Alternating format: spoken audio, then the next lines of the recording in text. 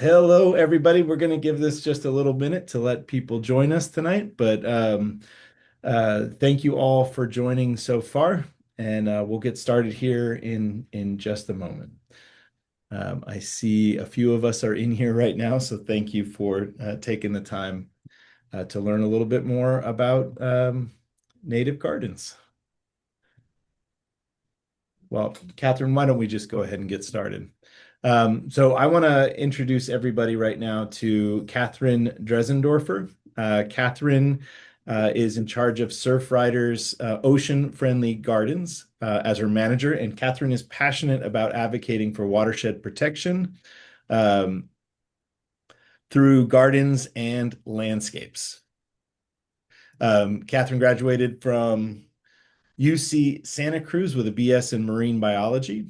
So go slugs, and has developed a love for California native plants and restoration work during her time at Los Cerritos Wetlands in Long Beach.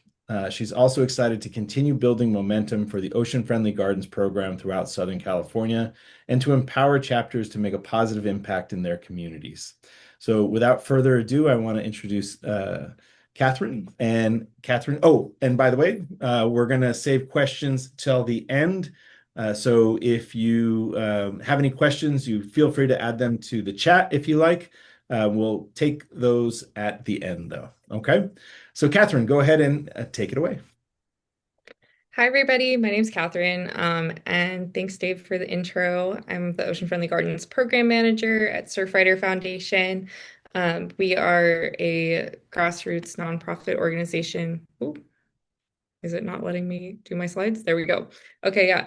We are dedicated to the protection and enjoyment of the world's oceans, waves, and beaches for all people through our powerful activist network. So we have local chapters and student clubs all across Southern California, including like Los Angeles, South Bay, Long Beach, where I'm based, and North Orange County, which is like Huntington Beach and Seal Beach. So we have lots of awesome volunteer action. We do things like beach cleanups, volunteer water testing, as well as ocean-friendly gardens. So, what are ocean-friendly gardens? Ocean-friendly gardens is Surfrider's sustainable landscaping and education program that's really champions nature-based solutions to protect clean water at the coast, support climate-resilient coastal communities, and restore the natural functions of healthy watersheds. We also see all of our volunteer activities as ways to empower volunteers with the skills they need to grow a more resilient future at home and in their neighborhoods. So this is the watershed as we all probably learned it in grade school. We can envision water raining down onto the mountains and then flowing across the surface and underground, ultimately out to the ocean.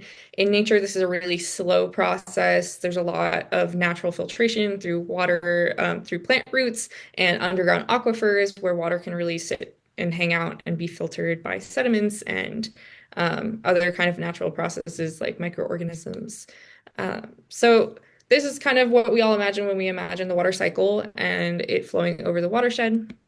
But the reality is much different. So all of our developed environment, all of our hard surfaces like parking lots, rooftops, sidewalks, all of these paved areas and impermeable surfaces displace huge volumes of water. And all of that water has to go somewhere.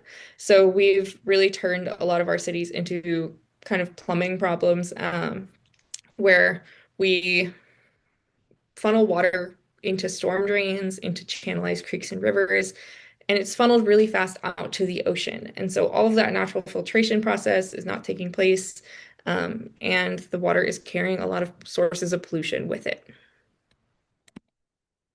So again, this wouldn't be as much of a problem if it was just pure, clean rainwater, but it's also flushing out all of the pollution that gathers on these hard surfaces throughout the dry season. So it's all of the things that we see at beach cleanups, including plastic, physical trash, things that we can pick up and put in a trash bag, but also a lot of things we can't see. So fertilizers, pesticides, heavy metals, oil from cars, things that gather on our things that are gathering on our flat surfaces like lawns and rooftops throughout the year, these all get flushed really quickly out to the ocean.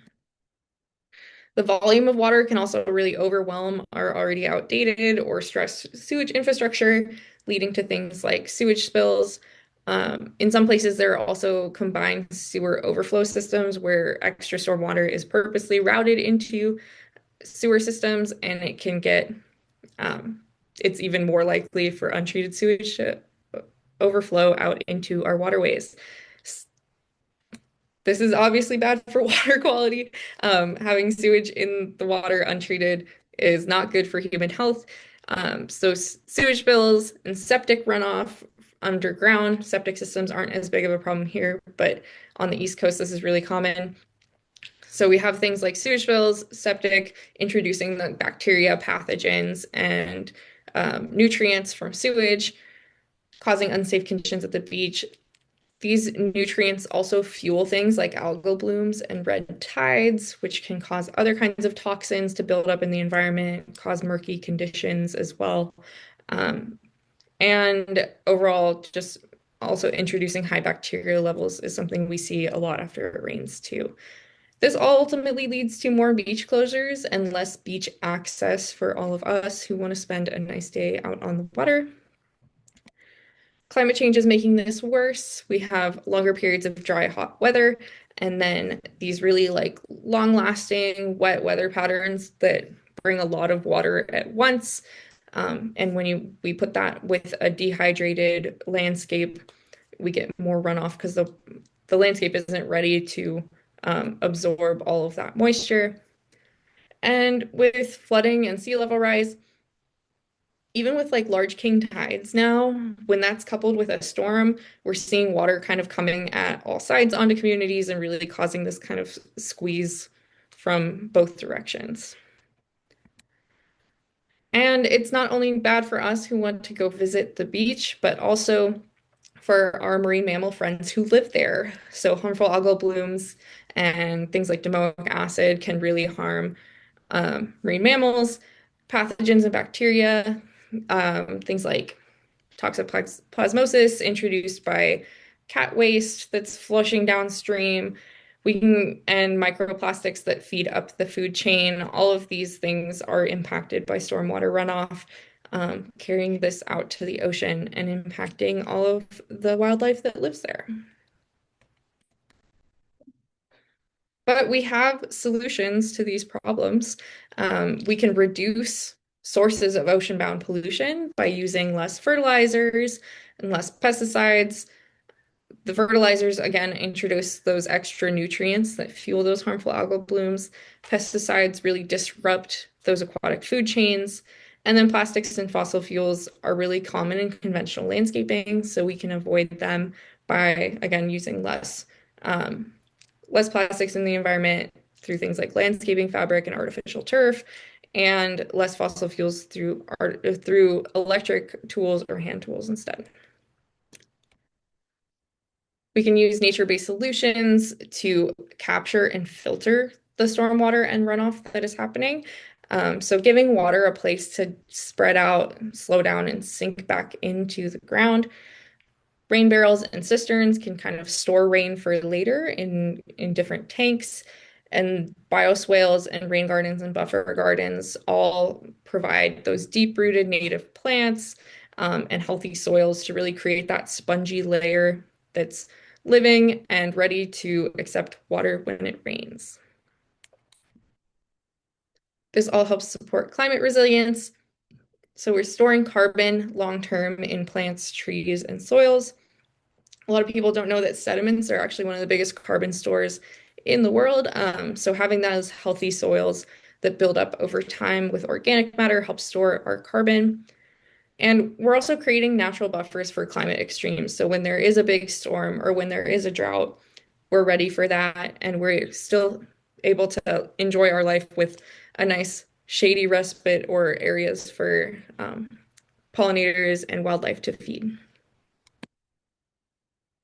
So you might be thinking, wow, this sounds so awesome. How do I get involved at home or in my local community green space? We have a free guide for you guys to check out. It is our Getting Started with Ocean Friendly Gardens guide. It has 5 kind of quick tips about things you can do at home. I'm going to go through them kind of quickly here, but feel free to check that out. It's really meant for anyone to take action, even if you're not ready to do a whole overhaul of your yard yet, or if you're just getting started with gardening. It's really meant to be a way for anyone to get started. And yeah, and it's available in Spanish as well. That is on our website. And yeah, so let's jump into this first tip. I don't know how long I should wait for if anyone wants to try to scan this. Okay, hopefully that was long enough. It'll be at the end too.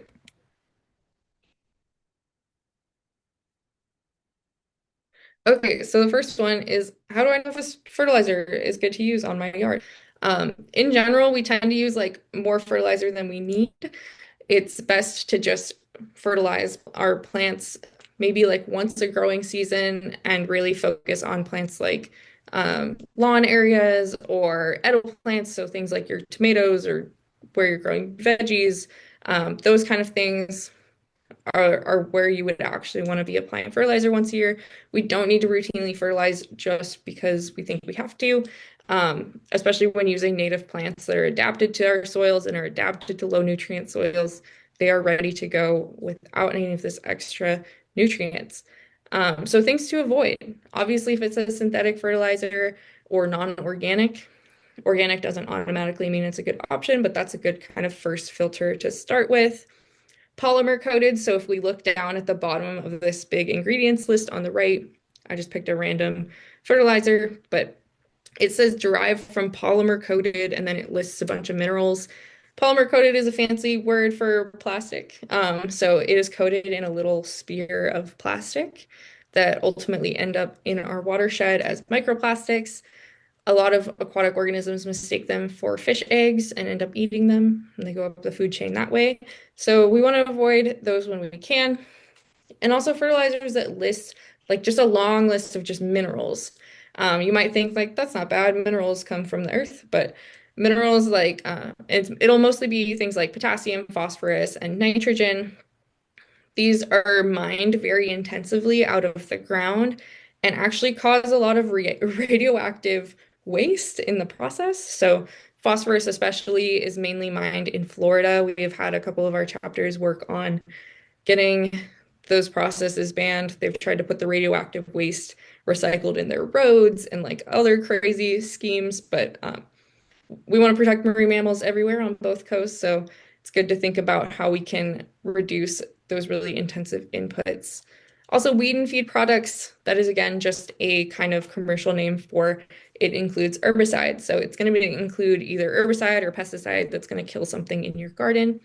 Totally unnecessary. We don't need that. So what do we want to look for in a fertilizer? We want to look for things like locally made compost. On the right, we have an image of what that food scraps and green waste kind of look like at the beginning of the process. And then when it actually gets to you, it'll look like a nice finished kind of fertilizer looking compost. You can also mix that with water and make compost tea to spread out more easily. Compost is good because it's full of a lot of living organisms that have broken things down. So again, it's supporting that healthy living soil microbiome. And then also it's going to release nutrients a lot more slowly into the environment over time as it naturally breaks down, instead of just adding a bunch of really intensive nutrient kind of powders to your soil. If you're looking at ingredients, kelp meal is a pretty solid choice. Worm castings or vermicompost, another solid choice. And if it includes things like mycorrhizae or colony forming units like probiotics, that's again going to help support that naturally healthy living soil. Our second tip is to plant a native plant or spread some wildflower seeds. I can't say enough good things about native plants. They have deep roots that are going to really create that soil sponge layer.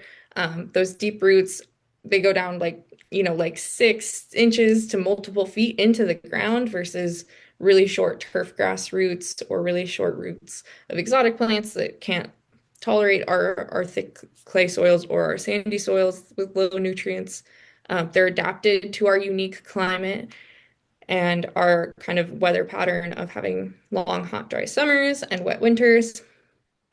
They're low water, and a lot of our kind of more established gardens can even survive on just rainfall. And they're really deeply interconnected with our local pollinators. This is a picture of an emerald sweat bee that I took in a native plant garden in Long Beach. I only ever see these really cool bees on native plants. You don't really see them on any other kind of pollinator plant from somewhere else. So really cool to see these unique native bee species. Also, couldn't find a better place in the world to love native plants than California. We have 6,500 species of native plants. So we have so many options. It's like a third of the plant diversity in the US is in California. So we're in a really rich biodiversity hotspot. Tons of options of plants to suit your needs. Also, not all wildflower mixes, seed mixes are created equal. Some of them sold through things like Amazon and big box kind of stores like Home Depot. They're kind of batching them in these giant regions, and they don't really care if they're actually wildflowers from your area.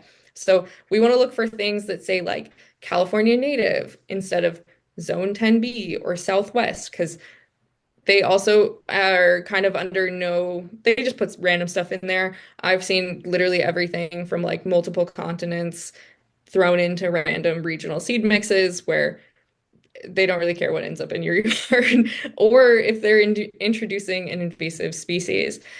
So it's always good to check that species list for invasive plants on Cal IPC. And check the species against CalScape. I usually Google search just the name of the plant followed by CalScape and see if it pops up. It'll show if it's actually native to California. A lot of the search engines and AI searches can't accurately give you information about where plants are native to because you have to be really specific about what region or place you're asking about. So CalScape is great. They have a little map on there highlighted of where these plants are naturally evolved. So you're not introducing a new pest on accident. It's also great if it has the Latin names listed on your seed packet. That's a really good green flag. You don't have to know what the Latin names are or read the Latin names. It's just a really good thing for credibility. Latin names are basically like a barcode where you can go look up what this plant actually is. My favorite source is Theodore Payne Foundation. If you've ever had trouble growing poppies, really recommend getting them from Theodore Payne. This is a picture of all poppies grown from Theodore Payne seeds. Very hardy seeds, way better than anything you'll get at like a hardware or garden store. And they'll ship to your house, which is really nice. Our third tip is to opt for electric or hand tools. This is one that, unless you are a nerd about garden tools and machines, you won't know about. A lot of gas-powered machines are two-stroke engines, older style two-stroke engines that don't have the same pollution protections on them. So unlike your car, which is also a gas-powered engine that has like a catalytic converter on it and all these kind of ways to prevent air pollution from happening. Um, these motors don't have that. So they release all kinds of nasty air pollution that settles on the ground and ultimately ends up in our waterways. Things like formaldehyde and benzene and all these kind of little particulate air quality, poor air quality indicators. And in addition to that, across the US, we also spill 17 million gallons of fuel just from refueling mowers and blowers and weed whackers, things like that. 17 million gallons of fuel is spilled onto the ground every year just from refueling them. That's the same amount as the Exxon Valdez oil spill. So again, if you're looking to kind of reduce your fossil fuel impacts on the ocean, this is a good way to do it. You can swap out for electric tools, which are quiet, they're lighter also and easier to move around.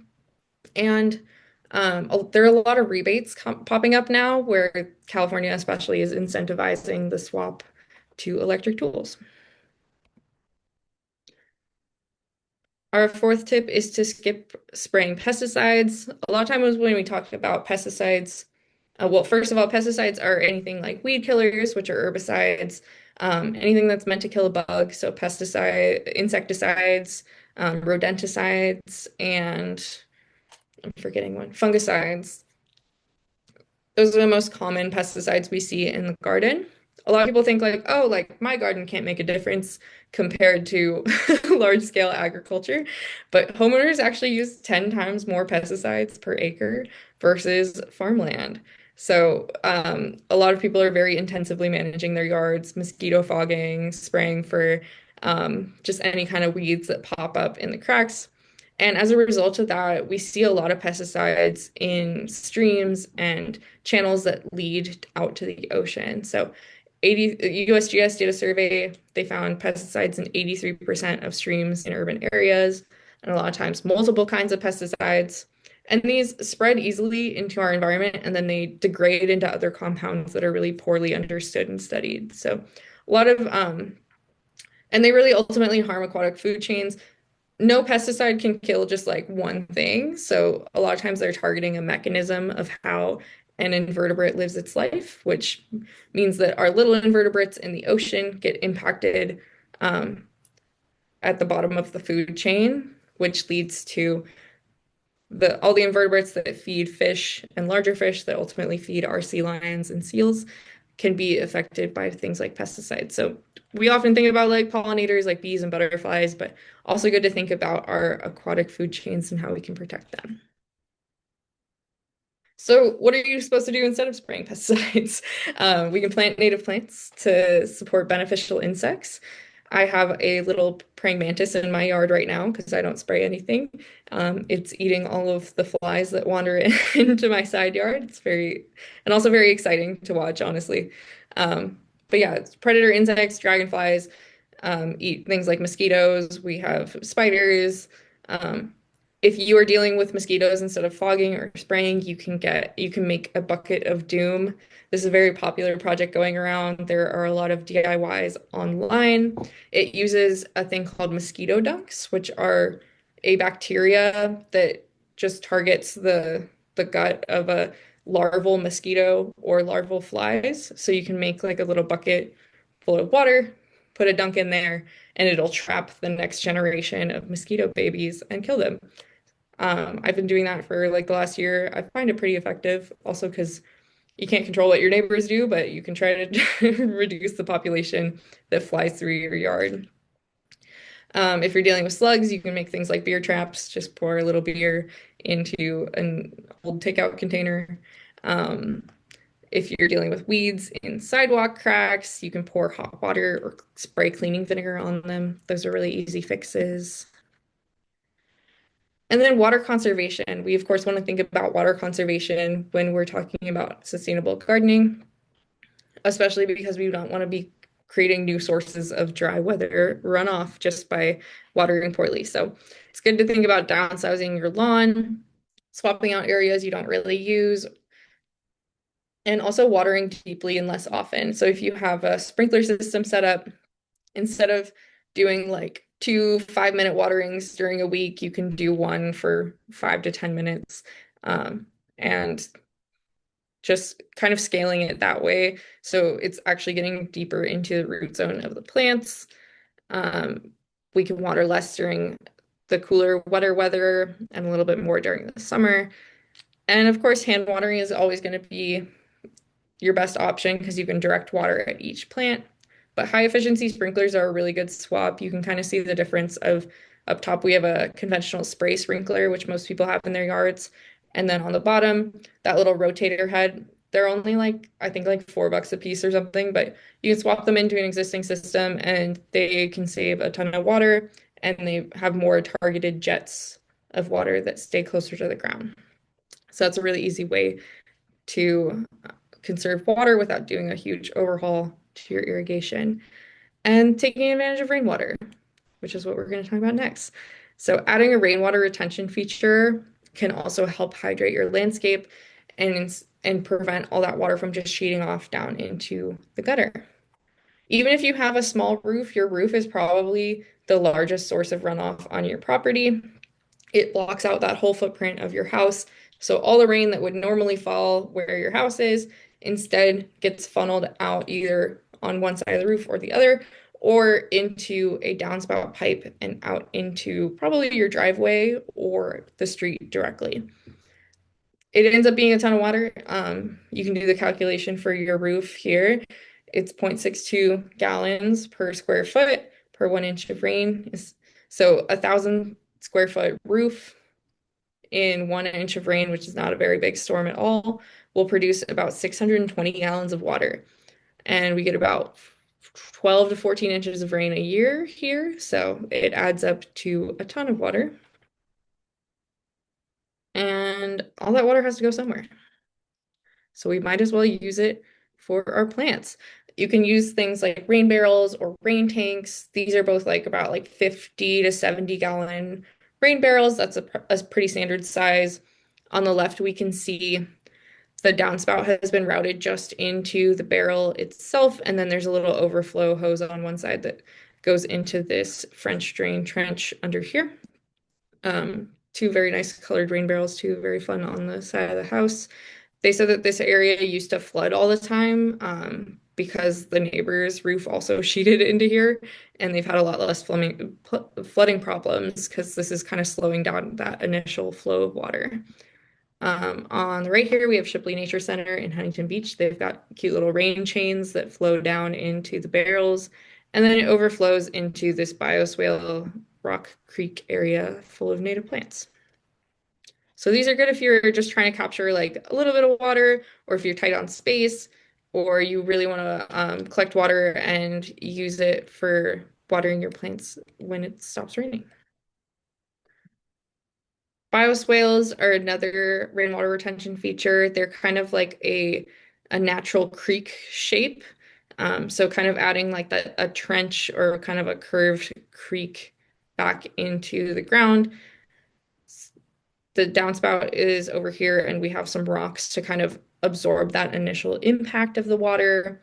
It's always good to have kind of like a little splash block there of either rocks, or sometimes people use a brick.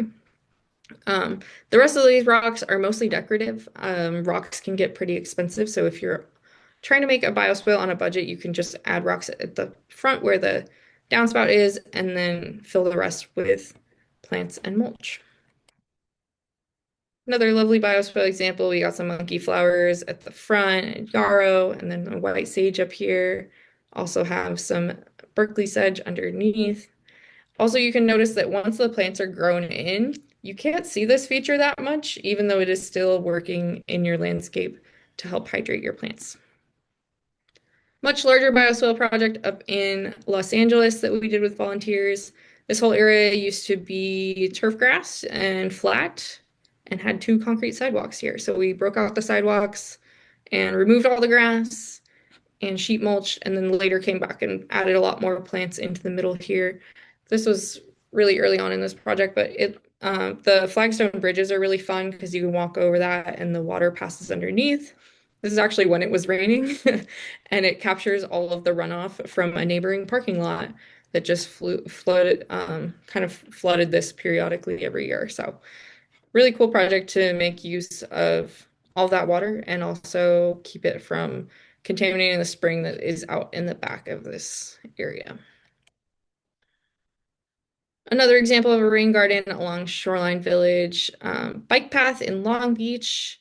We've been planting a series of these with volunteers. We just dig out kind of like a 6 or 8 inch deep kind of pond shape and pile up all the extra dirt into little berms and hills to plant plants on as well. You can see everybody planting in the basin here. So this will help absorb some of that runoff from this big bike path. It's kind of sloped downward into this planter. This also used to be all just turf grass watered with drinking water, so we're saving a lot of water there. And it's going to add a lot of really nice habitat right next to the Shoreline Village Marina. This is what a rain garden looks like on day one. It is what I call the ugly duckling phase.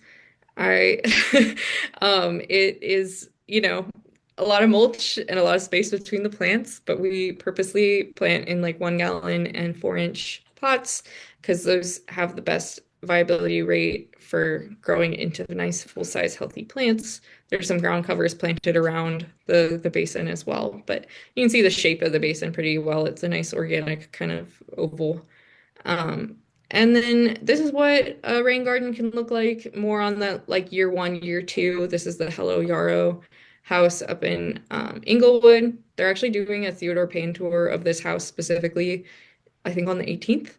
Um, Brian has designed a really cool place, so go check it out if you can that day.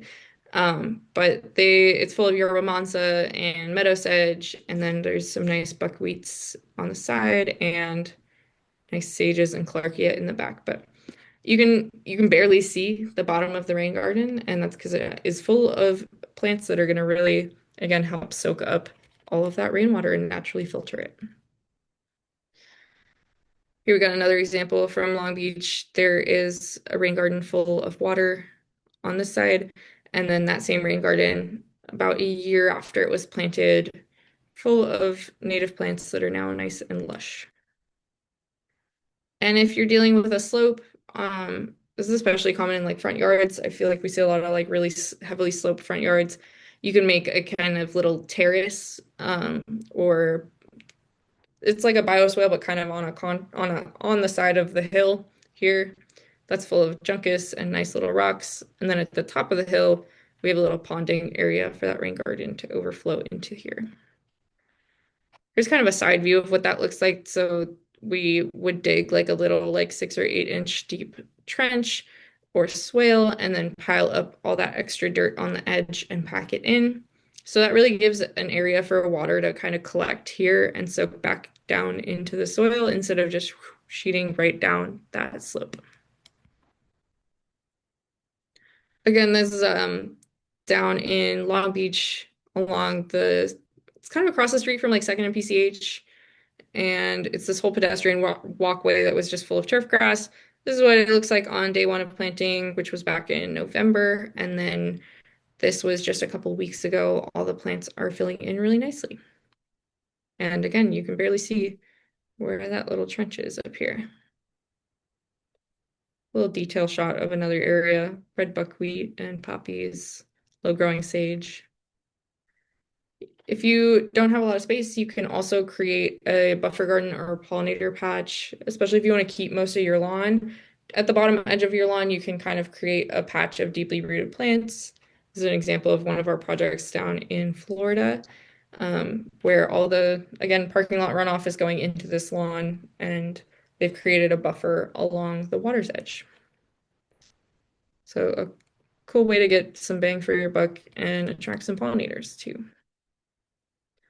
Curb cuts are a really cool option. I wish they were easier to do in more places. We are working on doing some with some of our volunteers, but it's a way to capture water that is flowing down the gutter and redirect it back into this parkway area.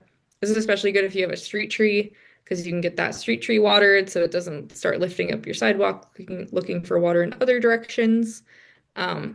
But yeah, curb cuts are an awesome way to repurpose water that is just sheeting down the gutter before it can go to a storm drain. And here's another example of a place where we want to do a curb cut. We want to put it like right here at the front where those rocks are, so it can flow into here instead of the storm drain, which is at kind of the bottom of this photo. Okay, now we have some of my favorite plants. We're just going to go through some of my favorite plant recommendations if you're looking to make a rainwater retention feature like a rain garden or a bioswale. What would you put in the bottom? So starting off with some smaller plants that are kind of more showy, a little going to be very bright and colorful when blooming, but you can pack kind of a lot into a small area. Blue-eyed grass is one of our native irises. Really beautiful, deep blue purple flowers. We've got sticky monkey flower or bush monkey flower. These come in all kinds of colors, whether it's orange or magenta, red. There's really cool options for monkey flowers, and they're really popular with pollinators. Goldenrod or soldago is a really great one for a late summer forage. So trying to help those bees when most of the other plants have gone dormant. Goldenrod is a really good option for that, and it spreads kind of through the ground in rhizomes. Yarrow is a great all-purpose plant, amazing to fill in between other plants. The big kind of flat landing pads of those flowers are awesome for butterflies. And then we have everyone's favorite narrow-leaf milkweed. Milkweeds do really well with a little bit of extra water. And they're also summertime bloomers. They go dormant in the winter, but they're very active in the summer. So you can not only get monarch caterpillars, but you can also get adult monarchs visiting. You can get like up to, I think it's like 114 species of pollinators come use narrow-leaf milkweed for its nectar.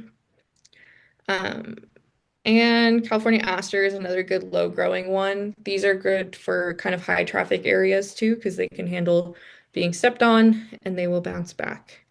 Also, pollinator magnets. Anytime you see this kind of really vibrant purple color, tons of those little like moths, especially those bright orange moths, are really attracted to these. Whenever you're designing a rainwater retention feature, it is always good to include a couple of grasses or sedges. These have really deep roots that go like several feet into the ground, really creating that spongy biomass. Meadow sedge is one of my favorite like all-purpose ones. Creeping rye will go kind of in between different plants. Bigger ones like Canyon Prince rye are a nice blue color or deer grass. You see these everywhere in landscapes now. And the rushes are a little bit more sculptural and will stay in kind of the clumps on their own. Berkeley sedge kind of makes these nice round pillowy areas, darker green color. But yeah, these are all good to kind of fill in around your fun flowering plants. And then when we get to the edges or the berms, those kind of higher areas of the rain garden or bioswales, you can pretty much pick almost any plant, any native plant to add to that area. They have a little bit better drainage because it's on that little hill. So you can have a lot of freedom in what you're picking for those areas. I include things like Seacliff buckwheat, which is really great for the El Segundo blue and Palos Verdes blue butterflies. It's like the only plant that they can have their babies on. California fuchsia, another great summer bloomer. It has those striking red flowers in the summertime. Really good for hummingbirds. Hummingbirds love that color. That's why every hummingbird feeder is red and has kind of a little tube shape. It's for their little beaks to fit into those flowers. California buckwheat, awesome all-purpose pollinator plant. You'll see monarchs visit that in the summer too. Palmer's mallow has this lovely kind of like sage green colored leaf year round, and then those really striking orange flowers. So if you're a fan of poppies but want to see that color in your garden all year, great option for that. Little native bees will also kind of sleep in that cup-shaped flower um, overnight and let it close on them, and then they wake up and go forage in the morning. Bladderpot is another awesome plant. Really bright yellow flowers, awesome for attracting bumblebees, the big fuzzy bumblebees, as well as hummingbirds and any of our native sages. So the purple sage, black sage, white sage, those are all fun to add into a garden. I like purple sage because it blooms more in the spring, has those kind of lavender colored flowers and that like light green gray color. And last slide of plants, we have kind of like more little filler, fun pops of color for just anywhere in the garden, but also along those edges and berms. Seaside daisies are a great pick. Again, awesome for little pollinators to come to your garden. I've seen a lot of cool like green sweat bees on here and fairy bees, as well as these skipper moths. Red buckwheat, it can vary in color from like a bright magenta to more of a baby pink. These are a Channel Island species of buckwheat. Really cool, do really well in our kind of coastal areas along Southern California. Coyote mint is very fragrant and has these lovely little puff balls of lavender colored flowers. Again, yarrow, awesome to just pack in wherever. It also comes in kind of like pink colors and more terracotta. And There's a species of golden yarrow as well that goes a little more dormant in the summer, but very cool to just kind of pack in wherever. Showy penstemon, that is always such an awesome color. It makes you feel like you're seeing in bee vision. It's like a bright violet, purple, blue, and it has again that like kind of cup shape for a little bee to crawl into. And beach sun cups are another great one where that vibrant yellow flower, kind of a gray-green foliage year round, good for sandy soils as well, and kind of tucking in or around other larger plants. All right. And so, if more follow-up resources, we have our Ocean Friendly Gardens page on Surfrider. We have our lawn and garden rebates. So, depending on the area you live in, you might be in the LADWP jurisdiction, West Basin, or Long Beach. Um, there is money out there if you want to convert your lawn into a more resilient native plant space. And if you're in Long Beach, they have a native plant parkway program where they will actually give you the plants and kind of like a template for your parkway. Again, the best bet for plant and nursery finding is Calscape. Calscape has a lot of really cool plant finding tools if you're looking to attract certain pollinators, if you're looking to have certain colors of flowers, different sizes, different shade conditions. Calscape is going to be the place to find it. And they also have a nursery finding tool now where it can tell you if a plant you want can be found at a nursery nearby. And the last thing I have to touch on before we go to Q&A, we're kind of running ahead of schedule, but um, I don't think we have a very big group. So the next thing I have to touch on is that we are doing a volunteer day again in Long Beach on July 18th. It's a very like chill Saturday morning. You can come out and help dig a rain garden, learn a little bit more about the process hands-on, and add some native plants and trees into the ground. So it's a really cool way to learn about this stuff if you're not familiar with gardening and want to get involved. And tons of nice, very friendly people. It's very chill. Just come out and hang out with us. You can come anytime between 9 to 12. We will be out there. And the QR code to sign up is right here. So thank you to everyone who watched. I know I'm kind of early, but I figure we have You're all more time good. for Thank you so questions. much. That was awesome. Do you want to go back one slide so that we can keep the QR code up a Yes, little bit more? sure. Thank you so much, Kathryn. I'll give everybody some chances. If you have questions, go ahead and throw them in the chat. And we'll go ahead and pick those up and answer them. But I had just summarizing some of what you said, I think really important in all of this is not just, we focused a lot on the different kinds of plants that you could put in your garden, but sort of the first step is slowing down that water. Like we have we have hardscape everywhere. And we're fast tracking our what water we get, what rain we get, straight into the ocean and carrying with it all of the oil, dirt, grime, chemicals, all of that kind of stuff down with it. And an important point that you made, that in our urban areas, we're using just as much, if not more, chemical fertilizers, pesticides, herbicides, fungicides, and all of those are getting a fast track straight into the ocean. So we can't point a finger at agriculture and say that is the root of all of our problems for, chemicals entering the ocean. We have lots to look at in our own urban settings as well. And then the benefit of all of that, you can, slow the water down, get it into the ground, maybe absorb it into the groundwater, which helps everybody, but also provide a space for plants that then provide habitat for so many native species of bee and butterfly and insect and bird. So we get the benefit not just of slowing down that water and improving our ocean ecosystems and reducing the impact that it might have on marine mammals, but also we get that benefit of having additional wildlife all around us. So I think it's awesome. I love all the examples that you gave as well. I wrote down a bunch of stuff for things that I'd like to see in our garden here the Marine Mammal Care Center. And then, so a couple questions that I had. So you talked a little bit about compost, and compost is really great, really important. Our CEO, John Warner, he's a really big compost fan. However, not everybody lives in a house, right? Not everybody has a yard to put all of that food waste into compost and then into the space. Any advice for people who live in maybe houses without yards or more apartment style living? Can you still compost in an apartment? Yeah, definitely.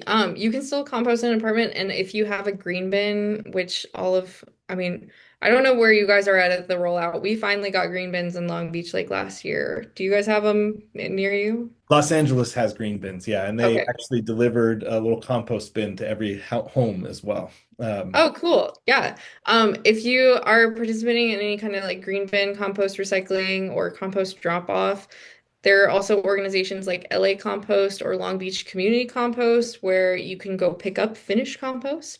So they have like neighborhood hubs, but you can also go kind of, help them do the sifting, or some of them have like a donation-based program where you can pick up finished compost. Um, there are a lot of garden stores also as well where you can just grab compost if you need it, but it's always best if you can source it locally. So we're reducing the carbon footprint of where you're getting it from. But yeah, if you're in an apartment, I live in an apartment. I just have like a little bin on my countertop, and I put a little bit of recycled brown paper at the bottom so it doesn't get gross, and just dump it out in the bin every couple of days now that it's summertime. But I think everyone can participate in composting. I also have a little worm bin just made out of a recycled 5-gallon plant pot. It just sits on a little dirt area in my side yard. And I throw like my eggshells and my kind of fruit and veggie scraps and just bury them in there. So I think it's kind of fun when you have like little critters living in there because it becomes more of a thing of like, oh, I'm gonna go feed my roly-polies and worms instead of like, I have to do this. Yeah, So but it's a yeah, great point. I mean, maybe not everybody, but they're the green bin. So you don't have yeah. to put your compost into a yard and grow plants. You can just put your food scraps from home into that green bin and it'll go and get composted in Hmm. municipal centers. And then there are places like you just mentioned here in San Pedro, we have free mulch that you can pick up. I think it's everybody's garden scraps that have been turned into a compost and mulch that is free for anybody to pick up and put on. Yeah, it's LA, it's through LA City San, right? Yeah. LA City Sanitation District. They have little hubs where you can pick up stuff like that. Yeah. Yeah. And then what is your thoughts on gray water? So you mentioned a lot about what to do with rainwater, how to Mhm. slow it down, how to hold it. You put it in rain barrels for use. But what about gray water? Gray water is really cool. Again, you have to have like systems set up for it. I think that's the biggest hurdle for people. So if you're not familiar, gray water is recycling. It's usually a laundry to landscape or shower to landscape system. So it's kind of giving that gray water where it's just mixed with some soap and some water and it's relatively clean. And it's diverting it back into the landscape. A lot of people use it for things like fruit trees where it's not actually watering like what you're going to eat or just kind of watering your plants. I think the biggest hurdle is just setting those up. There is like Gray Water Corps does a lot of like how to instructional workshops and videos and has professionals, but you really need like a backyard space and a commitment to setting up one of these systems. I have a friend that has one and he loves it and he can kind of turn it on when he needs to and he just uses like a biodegradable special soap that goes onto his laundry. But he likes it because it's an extra source of water for the garden and it can kind of give it that one more pass through instead of just sending it out to the sewer. I think you brought up a good point, and I don't think we think about it, is that, when you're watering your lawn, you're watering it with drinking water. And to that point, you're flushing your toilet with drinking water. And it was a system designed in a place where we didn't really think we needed um, uh, uh, we had enough water, right? Mulholland convinced everybody that we were going to run out of water and then brought a bunch more down here so we can use lots of it. but we should be rethinking how we're utilizing water in different spaces, especially since we know it's such a prime commodity right now and something we have to think about, especially with climate change and excessive droughts. Uh, Hmm. so we have a question. Do you have any suggestions on how to humanely deter rodents from a yard with fruit trees and a compost pile? Okay, rodents in the yard. Yeah, with fruit trees, the biggest thing is going to be cleaning up fruit as it falls so it does not sit in your yard and ferment and attract them. And then also making sure you're harvesting what you can, sharing with your neighbors, or also inviting things like there's like Crop Swap LA where like they'll send someone to your house to come harvest your fruit if you have too much. Because I know everything can kind of come at once. But yeah, just making sure that the areas beneath your trees are cleaned up. For rodents, I would, it depends on if you're just looking at like water pollution issues, setting kind of snap traps it would be the main way to deal with them. They also make little boxes that the rodents can crawl into, but then you do have to drive somewhere and drop them off and make them someone else's problem. So those come to mind for rodents. There are also some like ultrasonic kind of deterrents where it's motion activated and you can set it in your yard, solar powered, and it puts out like a really high pitch noise. I know some people use those for like raccoons and cats kind of coming into their yard. Um, what else? Compost pile. I feel like a compost pile is like it depends on how big the compost pile is, I guess, but you could kind of try to make some kind of like chicken wire enclosure around it, would be my advice. Metal is your friend with rodents, I think is the answer. It's the one thing they can't chew through. I think Um, one of the yeah. things that's worked for me, or at least that I've noticed, is we have the roof rats, right? The smaller ones that are around here, and they have to live somewhere. And Mhm. it's usually in, some dense foliage, like maybe cypress trees, someplace where they can have like a place where they're going to be living and then coming out into your yard afterwards. So if you're providing them with a home in your yard, then removing that home is one way that you might deter them from coming in. But rodents, rats are sort of ubiquitous, and you just kind of have to deal with them. Yeah, I'm trying to think of, I've heard mixed things about people trying to deter squirrels and other, I have a lot of friends that grow little seedlings and the squirrels are always eating them. Trying to deter those guys with using the kind of like mint extract in the minty balls. They like have these little wool balls full of mint extract. I've heard mixed reviews about those. I've also heard mixed reviews about mint as a plant in general. You could try something like coyote mint as a ground cover and see if it deters them. Um, I luckily don't have a lot of problems with rodents and I live in a pretty urban area, but yeah, it's mostly like what do we have? Mosquitoes. There's a lot of mosquitoes. There's something out there called Critter Ritter that you can pour into your garden. I looked at it. It's just black pepper. Um, Okay. so if you're putting in things like the mint or something, things that are really pungent and things that they may not want to stick around and investigate, I think that's some things that you can do. But heavily fruited trees are providing food for lots of things. So like you said, let's make sure to clean up underneath them and pick it as soon as you can and make sure it has a place to go. And especially, I think everybody has in LA, or almost everybody has a citrus tree in their backyard, and those are fully abundant. And I don't think get enough distribution. There's lots of food in our urban landscapes that goes unused that we can really do a better job with. Yeah, definitely. Very cool. Um, All right. Well, I think that covers it for today. Kathryn, thank you so much for joining us. That was really great. I look forward to working with you more. For everybody who's watching right now, I've talked to Kathryn a bunch about helping fix our native garden out front here, which we're trying. We're doing a good, we did a good job of putting in a lot of native plants. Now we have to do a better job of helping them to look awesome. So we're going to work on that in the coming months and years, and hopefully get lots of help from Kathryn and friends to make that happen. So thank you so much for joining us tonight. There will be a recording of this that we're going to share out as well. So thank you for joining, and we'll talk to you next time. Thanks. Bye-bye. Thanks, everyone. Bye. Cool.